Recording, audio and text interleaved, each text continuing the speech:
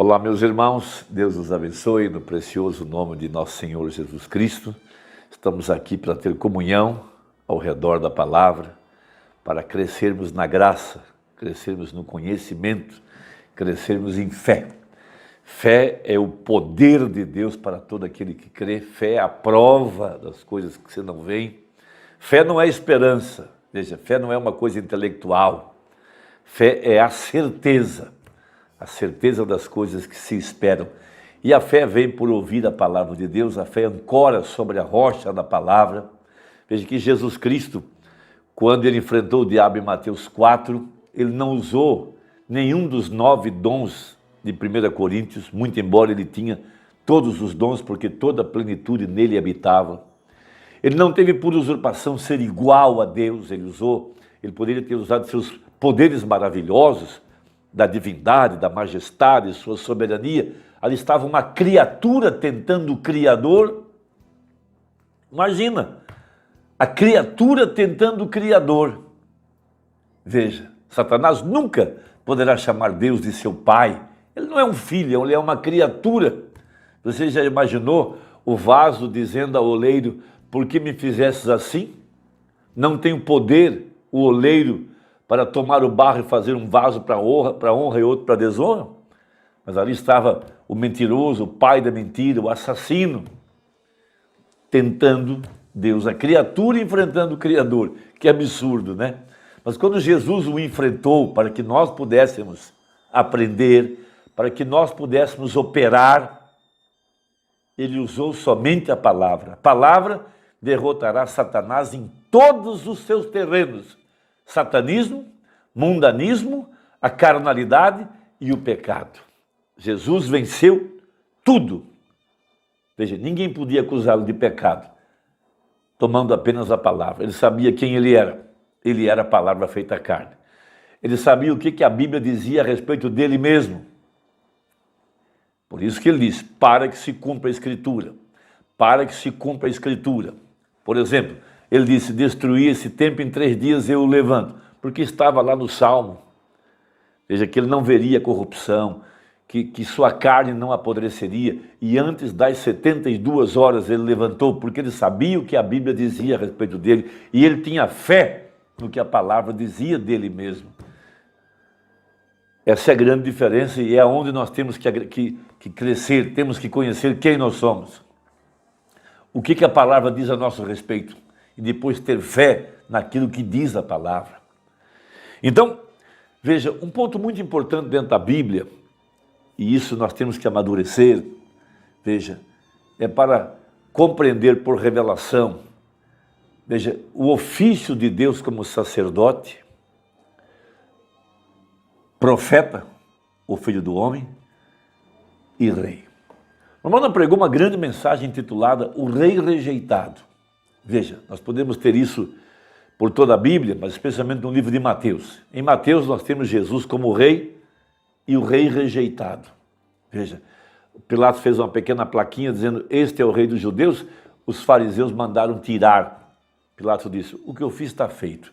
Eles não quiseram Jesus como rei quando ele entrou majestosamente em Jerusalém, montado em cima de um jumentinho. Veja, as pessoas jogavam seus mantos, palmeiras e etc. E as crianças gritavam: hosana ao que vem em nome do Senhor. Ele entrou lá de forma triunfal. Mas os escribas e fariseus, cheios de inveja, não puderam ver aquilo e o mataram. Agora, quando a gente olha o Velho Testamento, nós temos uma figura, um expoente, um personagem muito importante que reuniu em si esses 3 ofícios. Foi Samuel. Isso está especialmente em 1 Samuel capítulo 8. Samuel foi sacerdote, ele intercedeu pelo povo. Foi profeta, um revelador da vontade de Deus. E foi juiz, ele julgava. Veja, tudo isso reunido nele. E era Deus operando através dele, como sacerdote para interceder, como profeta para revelar a palavra, mas como juiz para estabelecer o julgamento, para julgar, para estabelecer o juízo sobre as nações vizinhas inimigas, sobre o pecado do povo e assim por diante. Veja, e Samuel nunca explorou o povo, nunca dominou, nunca governou, nunca pediu nada. Mas quando Israel olhou para fora, para as demais nações, eles viram a majestade de um rei cavalgando na frente do exército, um homem que eles podiam chamar de seu rei, um que eles pudessem olhar, porque Israel não conseguia obedecer a um Deus que eles não viam. Deus estava em Samuel, mas eles queriam um ser humano, queriam alguém que fosse majestoso, que fosse grande, robusto, forte, inteligente, para chamar de meu rei. E Samuel operou o seu ministério com eficácia. Porém, quando Samuel começou a envelhecer e seus filhos se perverteram, eles começaram a desanimar, começaram a pensar o que será de nós, o que vai acontecer conosco, e se precipitaram, atravessaram na frente de Deus. Deus tinha um plano, era trazer Jesus, o rei, o profeta, o sacerdote, mas o diabo está sempre atravessando na frente para levar o povo a um colapso, a um embaraço, a uma ruptura da comunhão. Veja, até fazendo aqui um parênteses, há muita gente tropeçando por causa da família do profeta. Foi assim lá atrás com Samuel. E a bem da verdade, o Senhor Jesus operou como sacerdote, através do sétimo anjo, profeta, e agora está reinando através da palavra. Porque a espada cai na mão do Mombrana, a espada do rei. Mombrana foi embora, mas quem ficou? O rei. E como é que ele governa? Através da sua palavra. Sua palavra é um decreto. Deus não vai voltar mais aqui para falar conosco. Ele já falou tudo pelo seu profeta, mas a palavra ficou nas nossas mãos. Então, mesmo que Samuel insistisse, dizendo, olha, não vai funcionar, vocês não vão ter êxito, esse rei vai tomar as suas virgens, vai tomar seus filhos, vai usar para copeiro, para cuidar dos cavalos, para cuidar da horta e tantas coisas. Vocês vão ter que pagar caro por isso, vai ser muito caro. Você acha que o povo escutou? O povo não ouviu. Veja Samuel capítulo 8, verso 19. Porém o povo não quis ouvir a voz de Samuel e disseram, não, mas haverá sobre nós um rei. E nós também seremos como todas as outras nações. Esse foi o grande erro, o pior erro que Israel já cometeu. E o nosso rei nos julgará, e sairá diante de nós e fará as nossas guerras. Ouvindo, pois, Samuel todas as palavras do povo, as falou perante os ouvidos do Senhor. Então o Senhor disse a Samuel, dai ouvidos à sua voz, constitui-lhes rei. Então Samuel disse aos filhos de Israel, vá-se cada qual à sua cidade. Depois Deus disse para Samuel, eles não rejeitaram a ti, eles me rejeitaram. É o mesmo com essa mensagem hoje. O povo tem rejeitado a mensagem da hora, rejeitado o profeta de Apocalipse 10, 7. E quando rejeitaram o profeta, rejeitaram a mensagem, rejeitaram o próprio Deus. Agora veja o que diz o Mombrana na mensagem, um rei rejeitado, e aí que nós precisamos crescer. Veja, essa mensagem tem restaurado a nossa fé à condição original. E Apocalipse 10, verso 8, quando a Bíblia fala e tornou o anjo a falar, ali foi o ponto da restauração completa, da majestade, do domínio, do governo de Deus sobre a igreja. O anjo falando através da mensagem, o Espírito Santo nos guiando através da palavra. Veja, ali está a obra da restauração. Uma igreja agora onde Deus fez do coração dessa igreja o seu trono, e ali a majestade está reinando, ali a majestade está imperando essa terceira fase. Veja, o sétimo selo está dividido em 3 partes. Primeiro, o anjo forte descendo do céu. Logo, em segunda parte, o sétimo anjo. Em terceiro, a noiva agora. Veja, o mesmo Senhor descendo do céu, filho do homem no meio no coração do profeta, e agora rei, reinando no coração da igreja, a igreja reprofetizando a palavra. Então veja, diz o Mombrana no parágrafo 41. Veja, esse foi um tempo, como em todos os tempos, que as pessoas nunca quiseram que Deus as dirigisse.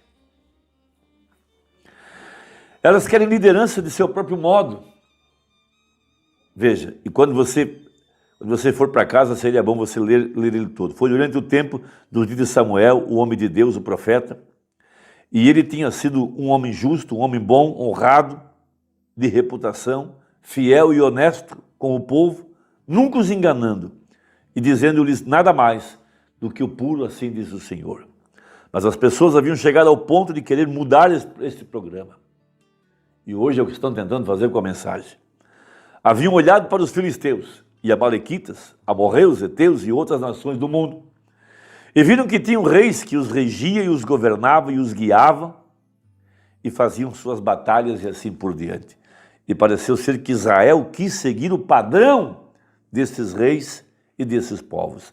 Mas nunca foi, em qualquer era, a intenção de Deus que seu povo agisse como as pessoas do mundo, ou que fosse governado, controlado como as pessoas do mundo.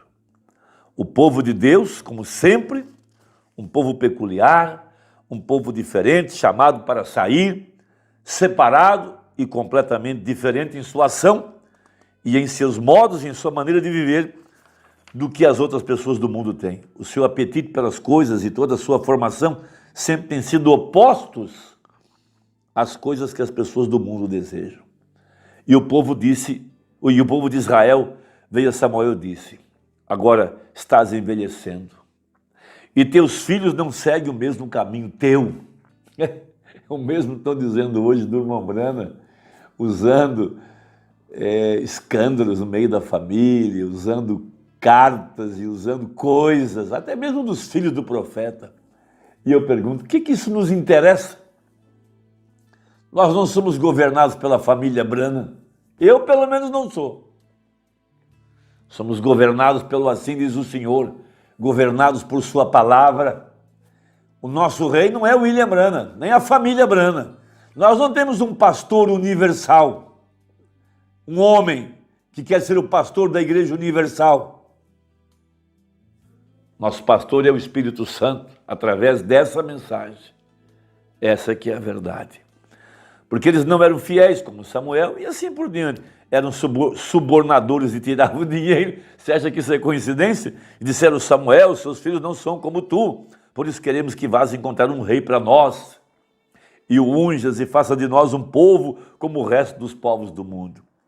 E Samuel procurou dizer-lhes que isso não funcionaria.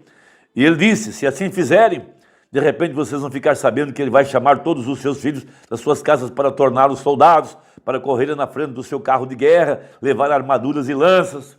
Não somente isso, mas ele chamará suas filhas para serem padeiras, e as tirará de vocês para alimentar o exército. E disse, além do mais, ele cobrará certos impostos de vocês, do seu grão, de toda a sua renda. Ele cobrará imposto de tudo isso para fazer certos débitos para o governo, e assim por diante, que terá que ser pago. Ele disse: acho que vocês estão cometendo um engano completo. Agora veja, eu vou saltar aqui para o 14. E não importa quanto Samuel tentasse persuadir as pessoas, elas iam atrás dele continuamente, dia e noite, dizendo: queremos um rei, queremos um homem do qual possamos dizer, esse é o nosso guia.